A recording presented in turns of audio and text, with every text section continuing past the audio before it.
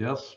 Yes. Okay, so this is one of the reasons that we're doing this is the tax law just changed on this particular tax credit. This employee retained tax credit changed the rules in the middle of January. So everybody's being caught up by surprise, and including us.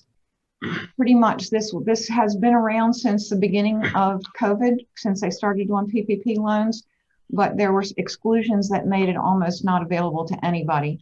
And when they did the PPP2, they changed the rules for this tax credit, which makes almost everybody in North Carolina worth considering. And so we've been trying to tell people about it so that they would know what's going on. Judy, you wanted to take care of this part? Sure. So it's a relatively small group, so Carol can probably pause for questions as you have them. But if not, just type them into the chat and I'll make sure I interrupt her so we can get to that before we go on to the next part. You can also just type into the chat, I have a question, and I'll catch it and we'll stop and handle that. Because this is definitely, oh, a question already, Mary. No, she's adjusting her camera, I think. Yes.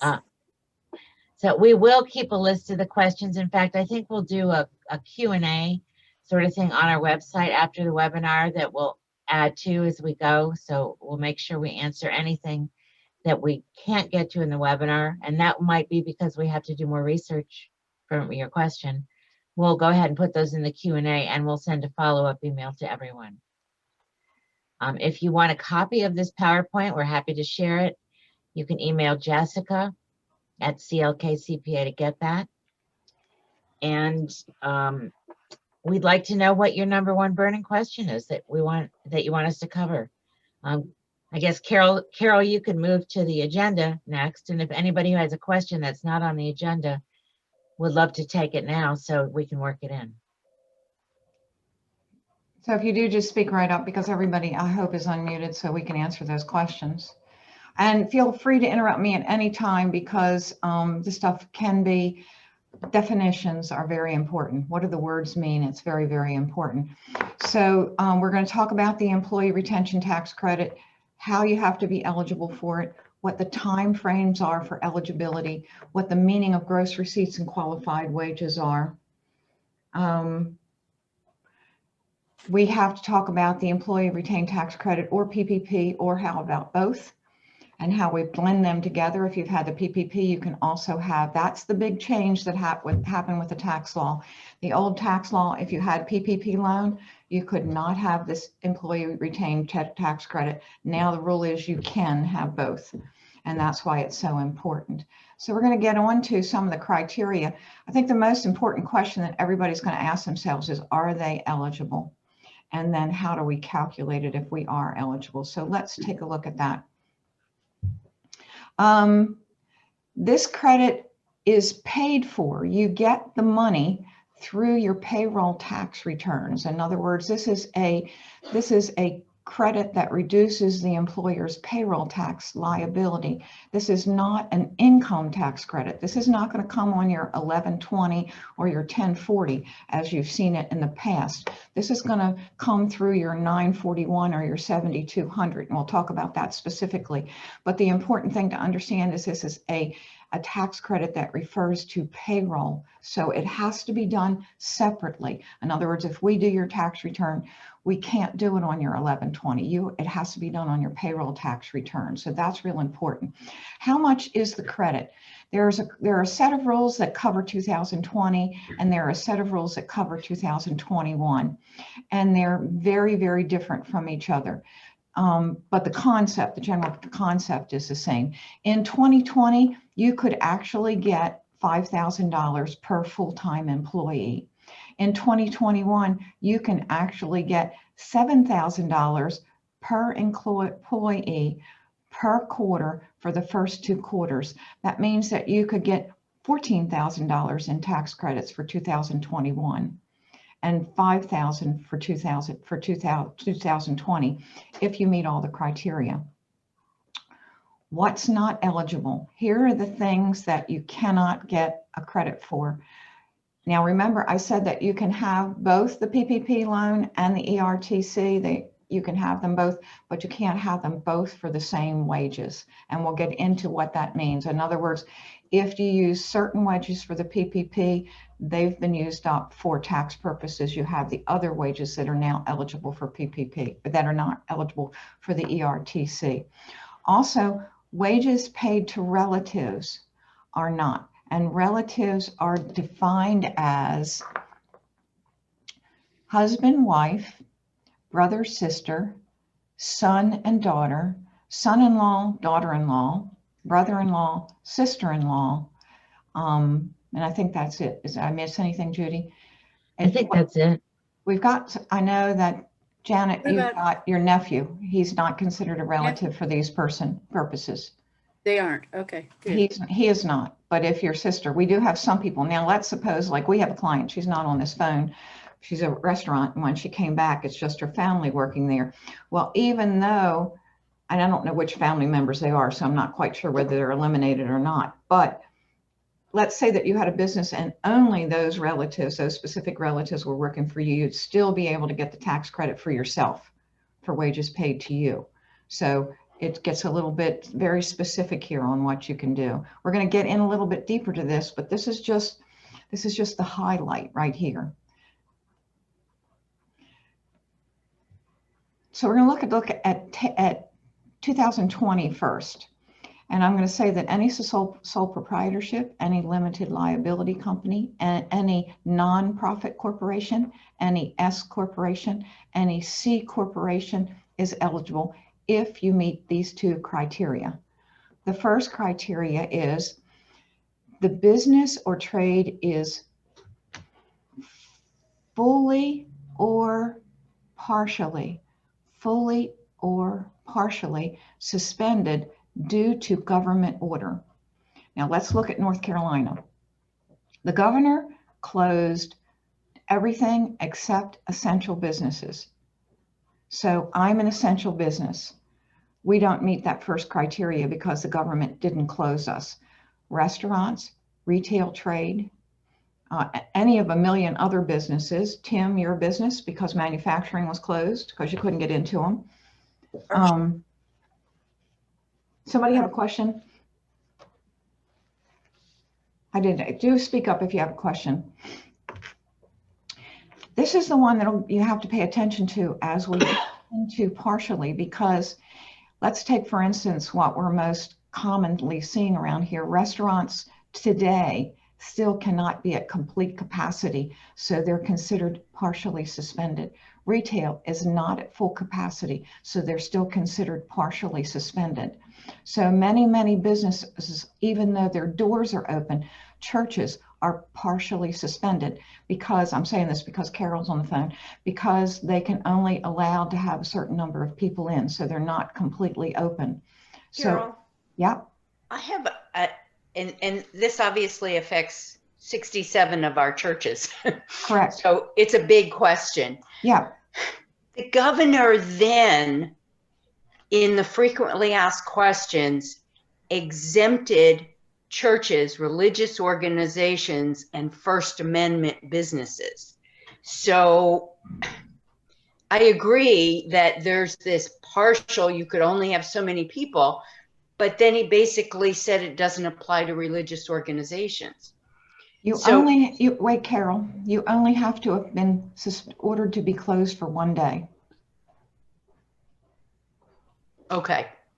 Okay. Now, whether you're partially still closed in 2021 might be a question. Mm-hmm. But if you were closed for even 1 day in 2020, you automatically qualify. And we did take it for a number of our churches that didn't do PPP in 2020. The 2021, I'm with you, it's a little bit hazy on that one. Well, they're opening churches, but they still have a limitation to well, I don't know what they did for churches. They certainly did it for everybody else on the number of people that can be in the facility. I don't know of a church, well, I do, because I do know of some Baptist churches that are not paying attention to the restriction for number of people in a public space and are not taking, I think that there's two rules there. One rule is where you completely closed, and the other rule by government order, and the other rule where you partially closed. Are you still partially closed? So hold on to that, Carol, because when we get, you're going to see the rules are more liberal when we look at the second requirement. So here's the big or. You don't have to meet. Yep. I can't see you, so you're going to have to say this is Okay, it's Claudia. Okay, Claudia. We ended up being an essential business. And I'm not sure, I think in the beginning, we were not sure whether we were going to be an essential business. And we did have our doors locked and only were allowed to have the number and I'm not sure if it's something that we decided or if it was the governor, but we decided we could only have one person per employee, salesperson, into the building. And we had closed off the sales floor, and if anybody, no one could just wander around the store, and if they wanted to see something, we had to bring it to them. So I don't know if we would be considered in that partially suspended. So you're partially suspended. The question is, was it by government order? Yeah. You know, and so if it's by government, that's the critical part here, is it's, you know, like I could say that I closed my doors and made my staff stay home for a week, but it wouldn't work because at the very first round, they exempted accounting and tax preparers, you know, so I never had a government order. I wrote a letter and got a response after a while. And you got a clarity on what you were allowed to do? Yeah. And the clarity said you're allowed to be open, you're essential, but you still have limitations on how many people can come in the door? Carol, that'll affect you because that's the issue that you're talking about. If you're allowed to be open because of one provision, are you still limited because of space? And if Claudia already got a definition that even though she was essential, she was limited in the number of people that could come in, that would fall into the church rule too. You with me, Carol? I am. You know, then we get into but clergy is ineligible, their wages, but they have other people that we could still take it with. Yeah. I haven't seen where clergy are ineligible. What makes you say that? In the original, the 2020, there were so many frequently asked questions, and one was specifically of clergy. I think it was question number 86, because clergy, they use Social Security eligible wages, and of course, clergy is self-employed for Social Security and Medicare. So we couldn't take them. But then the clergy may be able to take it themselves if they're deemed to be a proprietorship. For those of you who don't understand, they have a very weird setup for clergy where they get a W-2, but they still have to pay their own Social Security and Medicare. So it's sort of a middle ground here where they're not getting a 1099, they're getting a W-2, and yet they still are assessed for their own Social Security and Medicare. So we can dig into this more one-on-one, Carol, and see if we can get to the bottom of it. Okay, so let's say that you don't meet number one. Do you meet number two? Mm-hmm. Are your gross receipts down by 50% or more compared with the same quarter in the previous year? They only have to be down one quarter by 50% or more. So, which is different from, you know, so I did a comparison. I ran somebody's QuickBooks, and we're going to look at what's the definition of income. But if your income is down by 50% or more, you're eligible compared with the same quarter. So if you look at the first quarter of 2020 and contrast it with the first quarter of 2019, second quarter of 2020 contrasted with the second quarter of 2019, and so on, you only have to be down, you have to be down by that period. And it doesn't matter that you're down one period, because I've run into businesses that the second quarter they're down significantly because everybody's trying to figure out what's going on. And then the third and fourth quarter, they're starting to wind back up again, and they're no longer down 50%. For 2020, you only have to be down 1/4 by at least 50%. Now, so Carol, that's where the churches really get, you know, in that second quarter when they were closed, was their revenue down? You know, and it wasn't, not for our churches because of the pledges, but for our conference centers, absolutely. And we took it on the conference centers because they were down the 50%. I mean, they were closed. They had no business. Right. And they weren't essential. They weren't churches. They're not churches. They don't qualify as churches. Exactly. You know, and so that's good. Government entities are the only people that were excluded here. So any questions about 2020? 2021 gets a little different, very different, as a matter of fact. Again, it's any sole proprietor, limited liability company, S corporation, or C corporation if you meet this additional criteria. Any quarter is fully or partially suspended due to government order, same thing. So again, we're looking at restaurants, retail, anybody who's partially closed, that the government won't let more than a certain number of people in there. You're still deemed to be partially closed. Where your receipts now only have to, if you don't meet this one, you don't meet number one, your gross receipts only have to be down by 20%. So now we're talking about quarter one and quarter two. Those are the only two quarters you get to play in 2020. Quarter one of 2021, quarter one of 2021 contrasted to quarter one of 2019, and quarter two of 2021 contrasted with quarter two of 2019. And the spread only has to be down 20%. And in this case, even if they're government entities, colleges, universities, and hospitals are now eligible. So this has gotten much more liberal. Also, you're going to see there's only one credit for the entire year on 2020.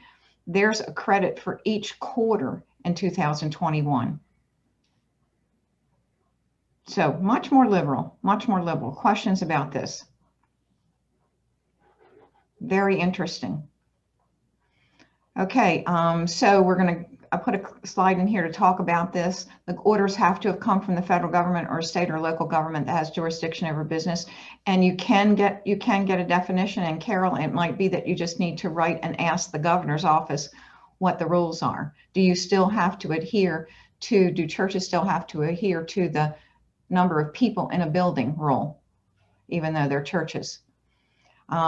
The orders have to have limited commerce, travel, or group meetings due to COVID-19. That's pretty standard. And the orders must affect an employer's operation of trade or business. Number 2 and 3 are almost automatic. The big question for us, and what loops in so many businesses in North Carolina, is that we had a stay-at-home order. And when that stay-at-home order came in, there were a lot of people involved. I don't know, there was one person here that was involved in real estate. I don't know if that person jumped in because I can't see anymore, but real estate was essential business. So it doesn't matter. It doesn't work for that population. Okay, so how is it calculated? Now, this is where the fun begins. So let's look at 2020. The maximum credit is $50,000, $5,000. That would be nice if it was 50.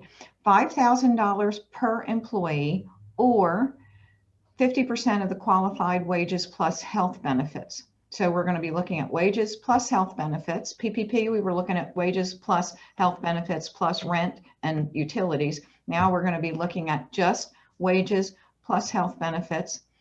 The employee has to be a full-time employee, does not work for part-time employees.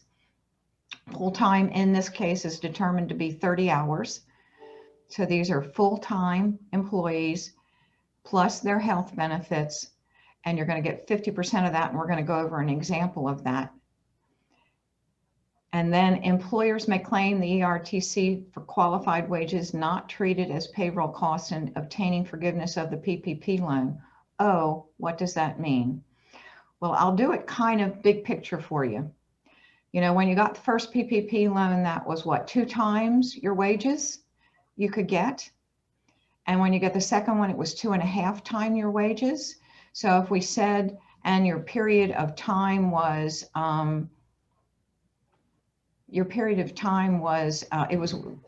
so that is 4.5 times, 4.5 months covered there. So you were out January, February, and March. So you could have 4.5 more months there, and then you have the remaining months that you can use the ERTC credit for. Also, this gets very strategic, because if you have not submitted your PPP loan forgiveness application yet, you would want to make sure that your PPP loan forgiveness application first lists all of your health insurance, all of your utilities, all of your rent.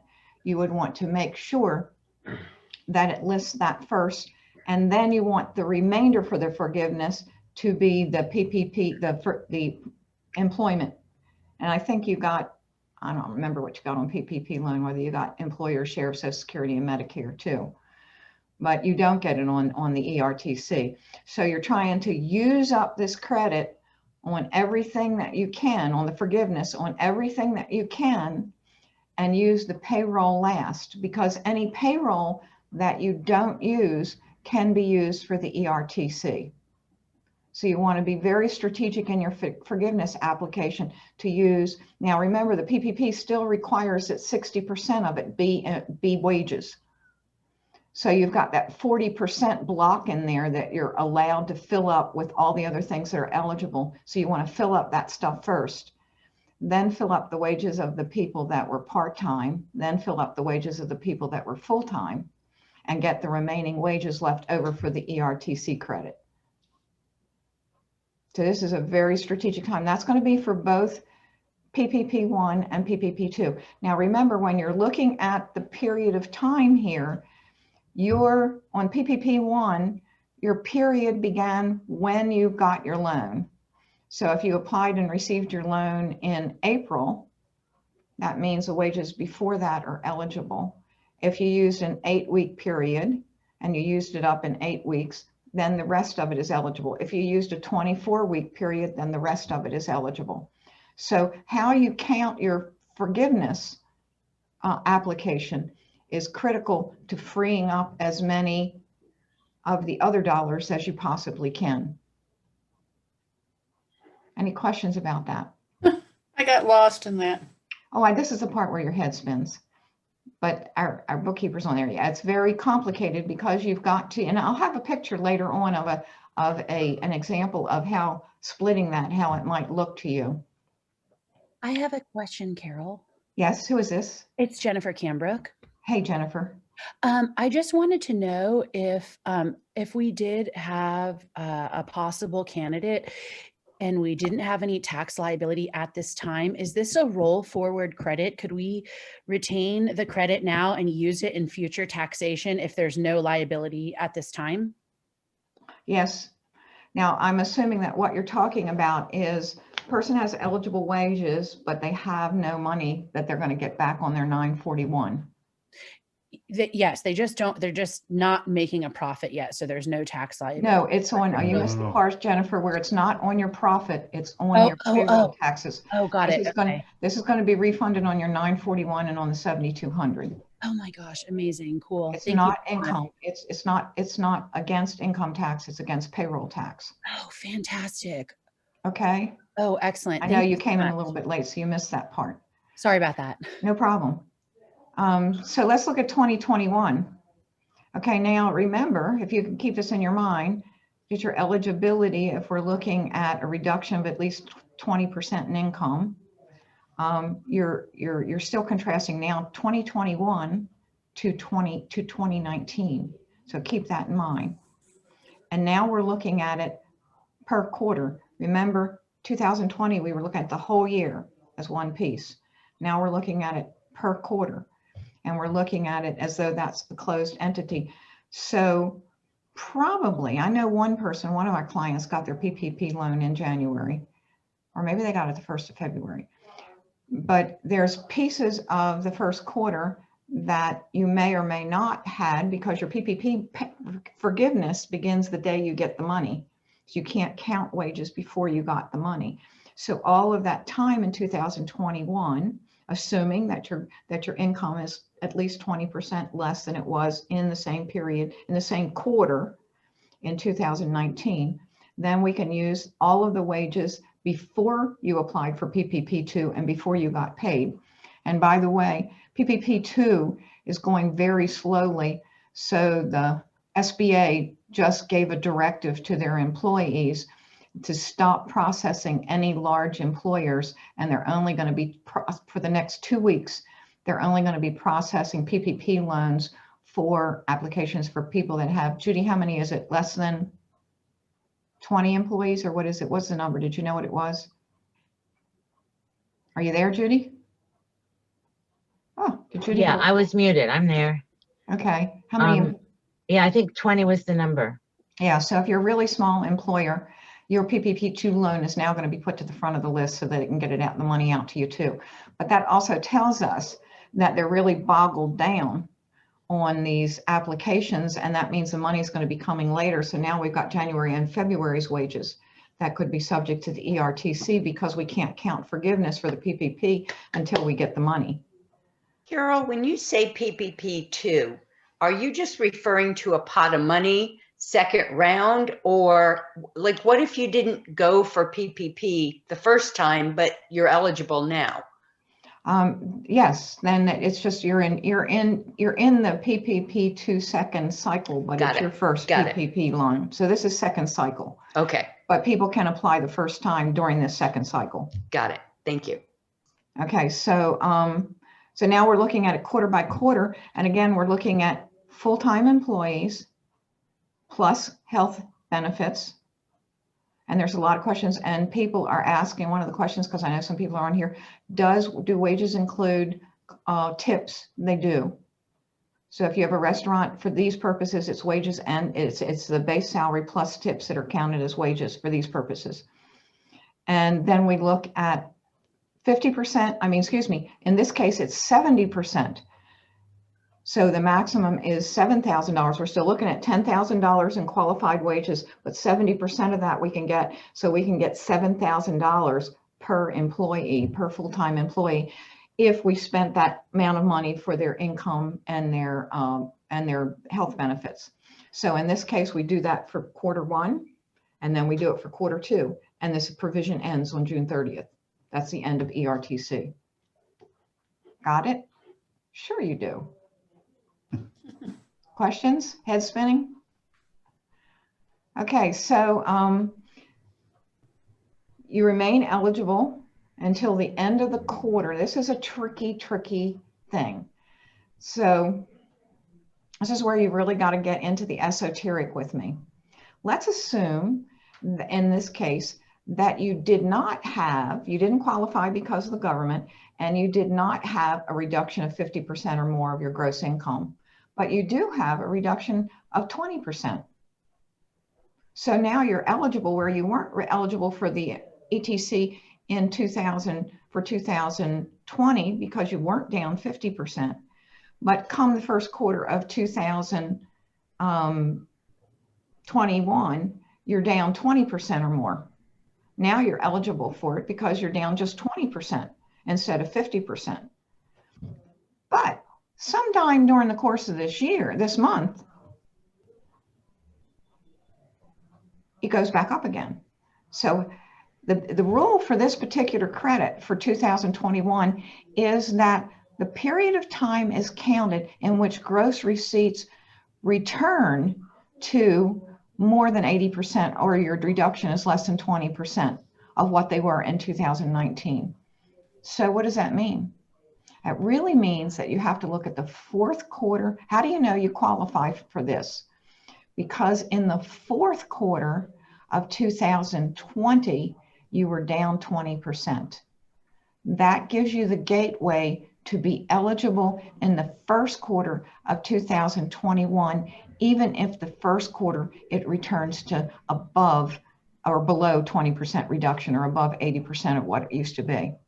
Everybody got that? So this is where we're going to pick up people that were not eligible for the 50%, but are eligible for the 20% reduction. And Then during the first or second quarter, their income comes back up again. Easter's in what, April, Carol? So that's going to be the second quarter. So maybe we're going to see a surge back in coming up in April, or maybe enough people are going to have immunities, or maybe the numbers are going to be such that they're going to start opening things up again. The direction of being partially closed will be loosened. So what do you look at? You're going to look at that previous quarter to see if you qualified. The same thing, and when we get to the second quarter in 2021, if we were down 20% in the first quarter of 2021, but during the second quarter, it goes to less than down 20%, you still get it for that second quarter because it's counted to the end of the quarter in which it returns to above 80%. Is anybody's head not spinning yet? Oh, God. Totally. Totally. Isn't it? This is fun, isn't it? It's like talking out of both sides of your mouth. But really what I'm trying to do is go over eligibility. The calculation is something else.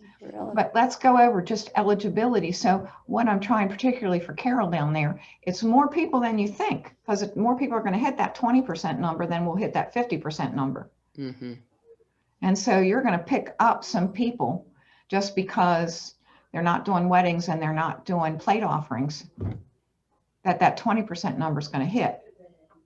And it really is, it's really interesting. You really, really, really need to do the math, because it really, really, really, you think, well, they're doing fine, but you go look at the comparative quarter the previous year and you go, oh my gosh, they match, they work. It works this time because you've adjusted, you've become COVIDized, and you've adjusted to your new amount of income. Okay, so that's a big part of the calculation. It is retroactive. So that means that what we're looking at for 2020, we're going to be filing a 1040X, because this is where we're going to get the refund of the taxes. So if it's the second quarter of 2020, the third quarter of 2020, the fourth quarter of 2020, that's the one we're going to file. It's really easy, however, I think. I don't remember where we talked about this, Janet. We were slugging it around with the staff. If we can, and I'm not going to get into the nickels and dimes here of the details of it, but we have a lot of people who are S corporation employees, and they're all of their compensation in the tax law. If you are an S corp owner employee, you only have to write one paycheck a year, and that paycheck can be written in the fourth quarter. It can be written on December 31st. In that case, you'll have your $10,000 in that quarter, and you can take it all in that quarter. The only reason why you'd be in multiple quarters is because you didn't use up your $10,000, and you'll see that in an example in a second. This is for Lisa and Kathy. You with me? I hope you are. Okay, so what is gross income? How do you measure gross income? Gross receipts are all your sales for merchandise and for service, plus any income from investments. That means your interest income that you might have had. If you have any investments, or somebody might have given you a refund, that's still counted. Any other incidental income. So it's really gross receipts for that period of time. Of course, if you had a refund, I wouldn't count it as income. I'd be posting against a reduction of an expense, so it doesn't have to count. That's what gross receipts are. So that's pretty easy. Qualified wages. And this is just for people with fewer than 100 employees. There's a different rule for people above 100, but most of our clients have fewer than 100 employees. All compensation, including qualified health plan expenses.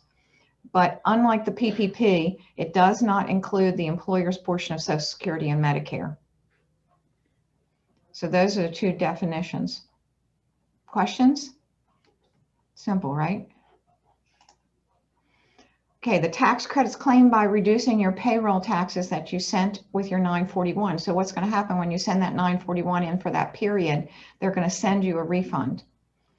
If your credit exceeds the amount of tax that you were liable for on the 941, you send in a 7,200, because let's say, for instance, that none of your people are having federal or state taxes withheld, and this credit is going to be far more than the federal and state and Social Security taxes that were withheld, or any taxes that were submitted.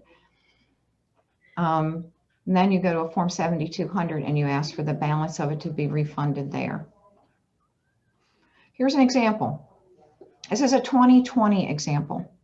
And this is a really good example because this person qualified. And if you recall, your PPP loans didn't begin probably until the second quarter. So going back to the first quarter is probably eligible for most people who were closed or who meet that 50% reduction.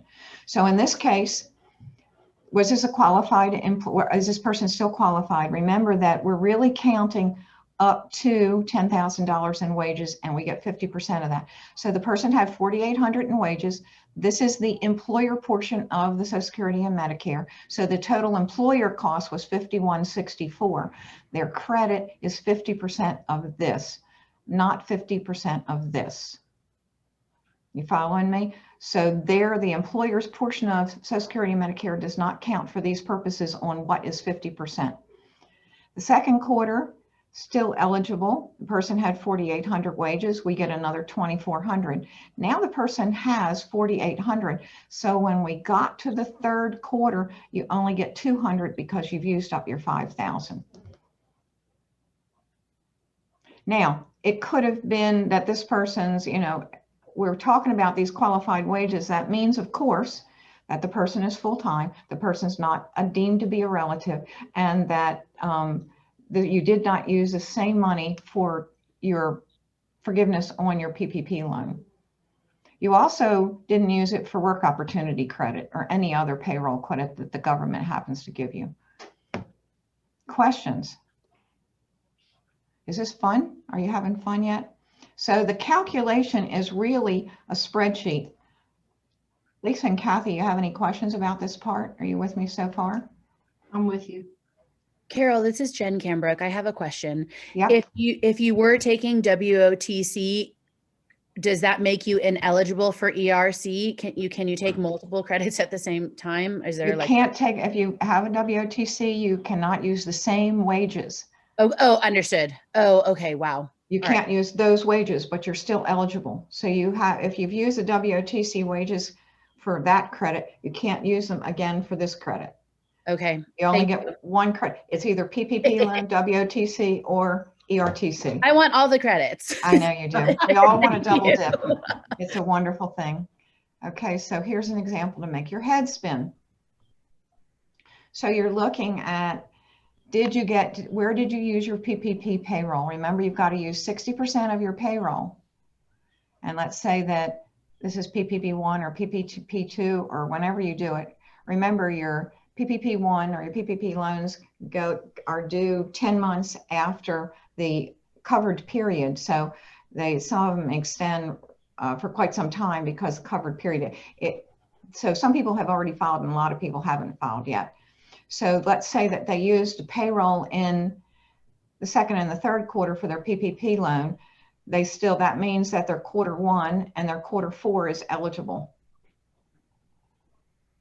If they didn't use it, and it really gets down to looking at every single employee, because you could use this if you use your reporting on your part-time employees and not your full-time employees, And again, this is payroll plus health insurance we're talking about here, all the payroll costs. So then person used the PPP. It didn't happen here, but now they're not going to they didn't get their PPP loan, PPP2, or even one in the second iteration until late in the second quarter. Then they're home free because now, Judy, they still are going to be able to use it the first and second quarter. This is where you really have an ideal outcome here, because you can only collect the ERTC for quarter one, quarter two. So you really want your PPP2 to come in late, so that you apply it against the wages in the third and the fourth quarter, and you reserve the first and the second quarter for the ERTC credit. Isn't this fun? That's pretty cool, huh? Isn't the cutoff for PPP2 March 31st? Yes, for the application. For the applications, yeah. So you'd not want the money to come in until June? No, well, you're not going to control it. You've got to get your application in by March 31st. Right. But if you're standing in line for a while and it doesn't come to you until late in the second quarter, the day that starts is the day that you sign the documents, that you sign the loan documents. That's when your period starts counting. And you automatically, remember, in 2020, early people had 8 weeks, and then they changed it to 24 weeks. The first people had all had 24 weeks. So it depends on what you did. A question comes up, if somebody filed their PPP forgiveness and they just threw everything at the government because that was easier they just gave everything to the bank, can they still just use the wages that were really needed to be used? And the answer is yes, you can use those ERTC credits, because you're sending in on your PPP loan, you're sending in your 941s, to prove your wages for that period. So you're often sending in more than you need to cover the credit. Okay. There's some people that got I don't know if any of you are in this group, there are people that got the EIDL loan and got the 10% $10,000 grant on the front end. And if you sent your forgiveness in early, they deducted the $10,000 grant from your PPP forgiveness. And it was an error. The government came back and said, nope, that isn't what we meant. You're going to get that money refunded. So if any of you are in that situation where you got mixed up with the PPP, with the EIDL loan, it will get fixed, and you're not supposed to do anything there. Theoretically, they're going to get to you before you die. All right. One other resource we want to point out for everybody is the Buncombe Grant. There's a deadline on this at the end of this week on the 28th. However, you can get up to $2,500 for firms rehiring just one position, including the owner, sole proprietor, and other solopreneurs. And you can get up to $5,000 if you rehired 2 people. And that's just a grant, so that's something completely different. All of this stuff, by the way, from a tax point of view, this doesn't matter to our nonprofits because they don't pay taxes. But for tax purposes, this the PPP loan is treated one way, which is it's not taxable with the IRS, but it's taxable to North Carolina. But it's deemed to be taxable income, but the EITC has no impact on either your federal tax return or your state tax return, because this is a refund through payroll taxes. So there's no adjustments, there's no questions, there's no North Carolina standing up and saying you got to treat this as income, because it's a tax credit rather than a grant. All right, that's my story, and I'm sticking to it. Oh, I had my hair kind of fluffy then, didn't I? Thank you for putting that picture in. I'm curly now. We'll go back to that in the springtime. So let me just stop the share and see if you have any questions. There's one in the chat box. Is that so? Carol, I did a little research while you were talking into the question of who it was does say considered relatives. Father, mother, or an ancestor, a stepmother, stepfather, a niece or nephew, Janet, a niece or nephew, an aunt or uncle, and then all the in-laws. So your nephew won't be able to be counted for these purposes, but he'll count for other purposes. Make sure you use him for your PPP loan. All right, was that interesting? Yes, Mary.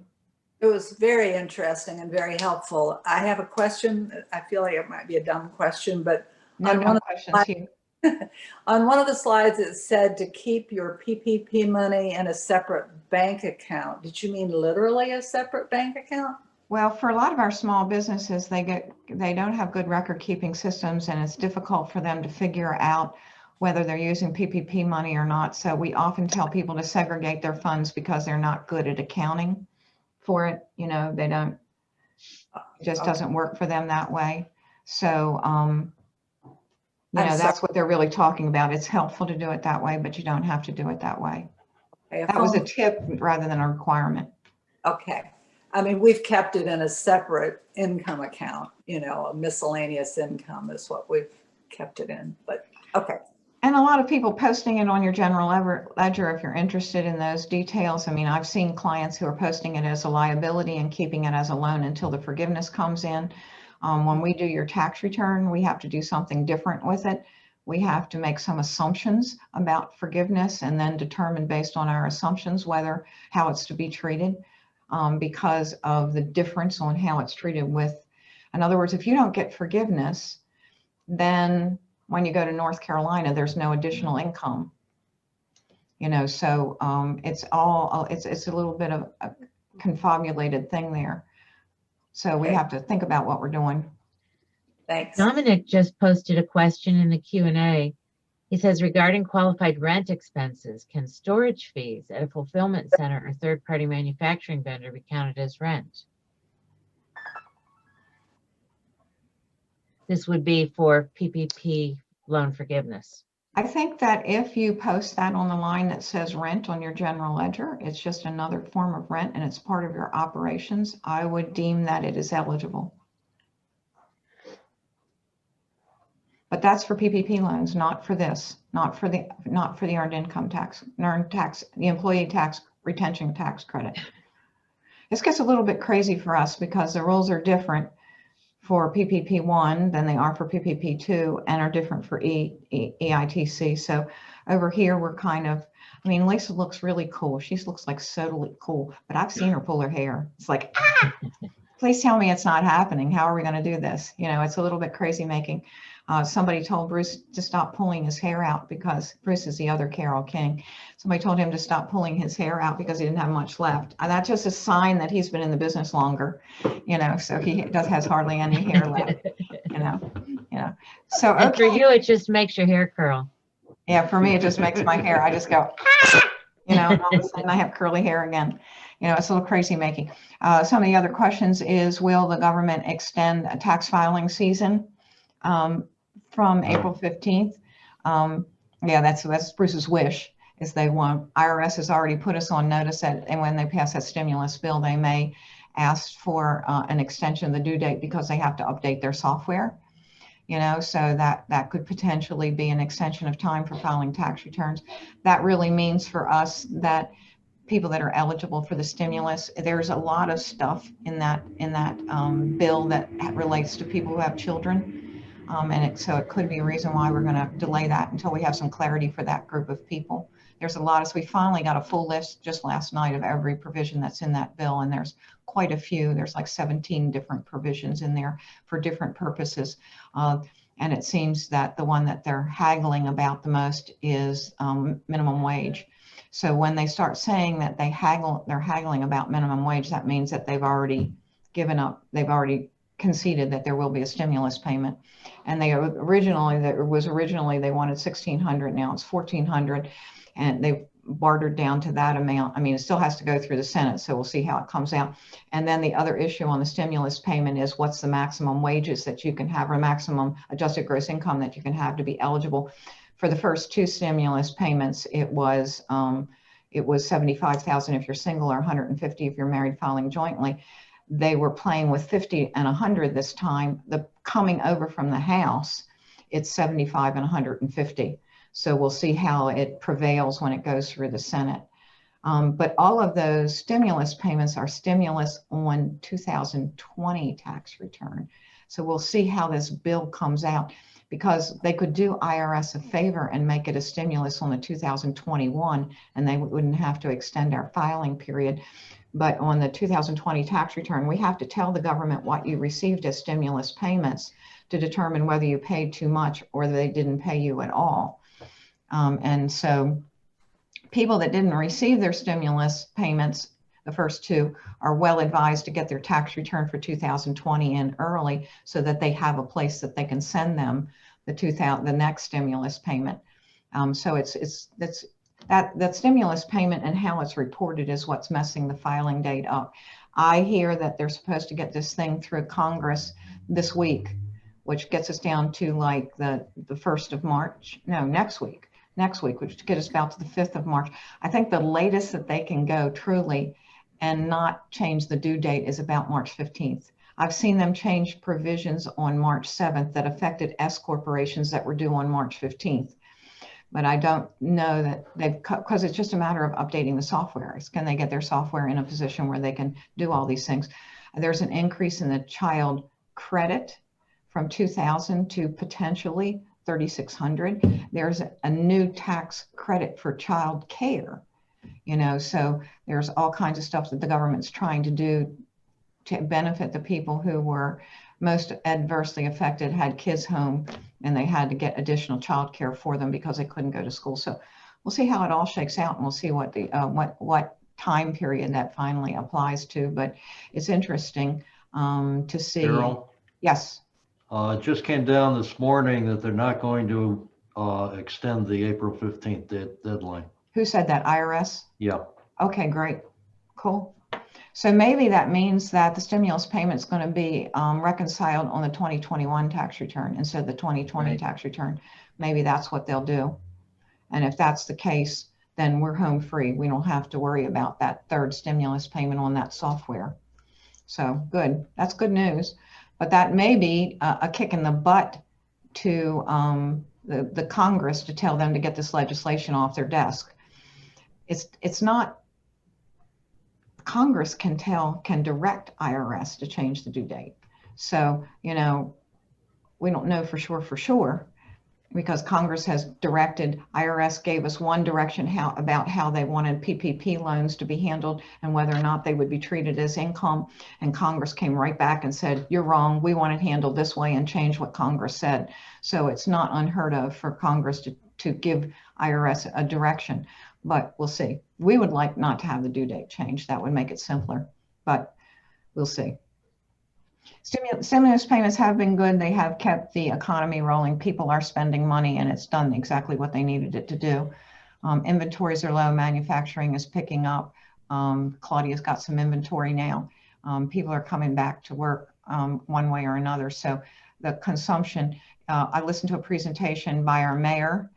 And, you know, the mayor's sources of income, one of the sources of income for the mayor, for the city, is sales tax. And she said, unbelievably, sales tax revenue has skyrocketed despite the fact that the restaurants and hotels are closed.